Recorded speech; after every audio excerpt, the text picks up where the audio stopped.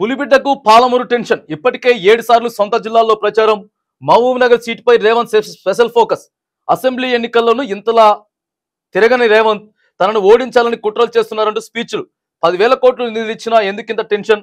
సొంత జిల్లాల్లో ఓటమి భయమా, పట్టు నిలుపుకునే ప్రయత్నమా? గ్రూప్ తగాదాలతోనే జిల్లాపై స్పెషల్ ఫోకస్ పెట్టారా?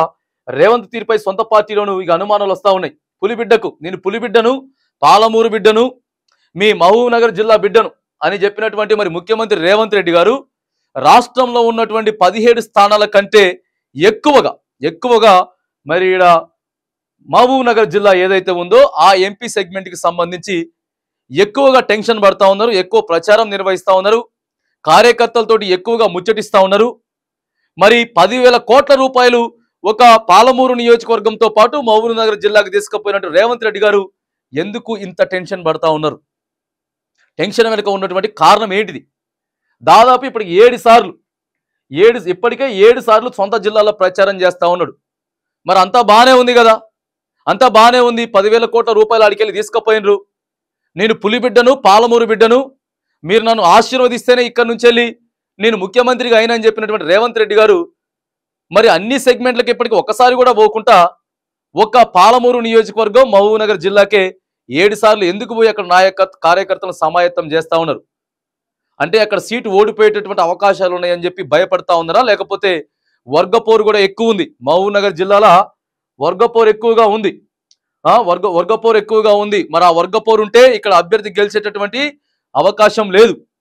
రాష్ట్రంలో నేను ముఖ్యమంత్రిగా ఉన్నా, తెలంగాణ రాష్ట్రానికి ముఖ్యమంత్రిగా ఉన్నా, మరి అక్కడ ఉన్నటువంటి సోనియా గాంధీ కానీ రాహుల్ గాంధీ గారు గాను నా మీద ఎక్కువ నమ్మకాలు పెట్టిండ్రు. ఇప్పటికే కాంగ్రెస్ పార్టీ నేషనల్ వైడ్ గా ఉన్నటువంటి ఏదైతే ఉండదు వీళ్ళంతా ప్రచారాన్ని నిర్వహించేటటువంటి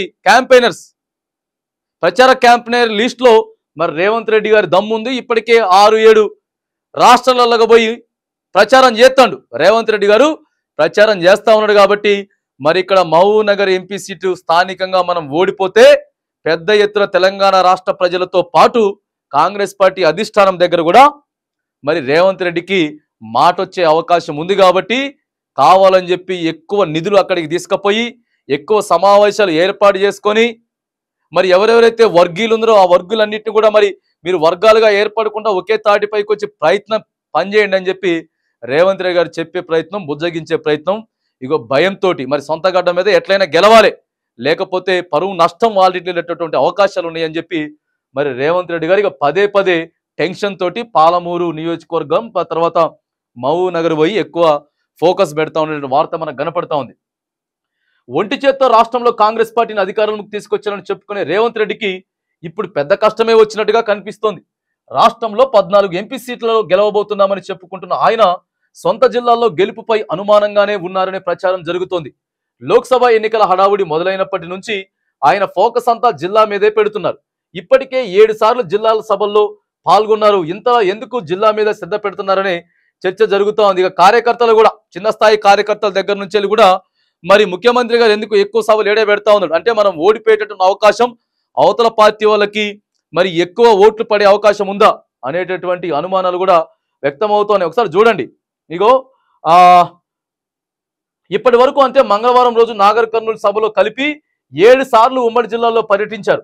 ఫిబ్రవరి 21 కోస్గి సభలో, మార్చి 6న పాలమూరు ప్రజాదీవెన సభలో, మార్చి 13, 28, ఏప్రిల్ 8న పలు పార్టీ కార్యక్రమాల్లో పాల్గొన్నారు. అలాగే ఏప్రిల్ 15 నారాయణపేటలో, ఏప్రిల్ 19న వంశీచంద్ నామినేషన్ ర్యాలీలో, ఏప్రిల్ 23న కొడంగల్ నాగర్ కర్నూలు సభలలో ఇక మాట్లాడుతూ ఉన్నారు. అంటే సార్ ఇప్పటికెళ్ళే 7 సార్లు నియోజకవర్గానికి పోయి మరి అక్కడ గెలుస్తుందా గెలవదా అంటే కొంత హై టెన్షన్ తోటి ముఖ్యమంత్రి గారు వాళ్ళ సొంత నియోజకవర్గం నుంచెల్లే మరి వ్యతిరేకంగా మాట్లాడుతూ ఉన్నారు ప్రజలని చెప్పేసి భయపడతా ఉన్న సందర్భం మరి మనకు కనపడతా ఉంది.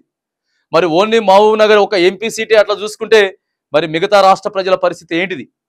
మరియు మీ ఒక్క నియోజకవర్గానికి అన్ని వేల కోట్ల పట్టకపోతేనే మీ స్థానికంగా ఉన్నటువంటి మీ నియోజకవర్గం, మీ నాయకులు, మీ లీడర్లు, మీ కార్యకర్తలే మరి ఆడే అనుమానం ఉంటే మరి మిగతా నియోజకవర్గాల పరిస్థితి ఎలా ఉందో మరి రేవంత్ రెడ్డి గారు ఆలోచన చేసుకోవాలి. మరి ఎందుకు రివర్స్ అవుతా ఉంది? ఎందుకు టెన్షన్ పెరుగుతూ ఉంది? పదే ఎందుకు వెళ్లాల్సి వస్తూ ఉంది? ఎందుకు జాగ్రత్త పడాల్సి వస్తూ ఉంది అనేటటువంటి అంశం మీద కూడా మరి రేవంత్ రెడ్డి గారు ఆలోచన చేసుకోవాలా. ఎందుకంటే మనం ప్రజలకి నెరవేరుస్తామన్నటువంటి మాటలన్నీ కూడా పెడచెవన పెట్టి ఇవాళ మనం ఏం చేస్తా ఉన్నాం, ఓట్ల కోసం సీట్ల కోసం రాజకీయాలు చేస్తూ ఉంటే తెలంగాణ సమాజం అంతా కూడా ఇదంతా గమనిస్తూ ఉంది. ఇంకా రోజు రోజుకి టెన్షన్ పెరిగిపోద్ది. ఎమ్మెల్సీ ఎన్నికలకు కావచ్చు కాక, సర్పంచ్లకు కావచ్చు కాక, తర్వాత జెడ్పీటీసీలు ఎంపీటీసీలు రాను రాను ఇంకా టెన్షన్ ఒత్తిడి పెరిగిపోతూ ఉంటుంది. ప్రజల దగ్గర నుంచి పెద్ద ఎత్తున విమర్శలు వస్తూ ఉంటాయి. కాబట్టి మరి వీటన్నిటిని కూడా ఆలోచన దృష్టిలో పెట్టుకొని, ఏదేమైనా ముఖ్యమంత్రి గారు కాబట్టి వీటన్నిటిని దృష్టిలో పెట్టుకొని ప్రశాంతమైనటువంటి వాతావరణంలో తెలంగాణ రాష్ట్రాన్ని నడిపించాలని కూడా ఈ వేదికగా మనం రాష్ట్ర ప్రభుత్వాన్ని తెలంగాణ ప్రజల పక్షాన డిమాండ్ చేస్తూ ఉన్నాం.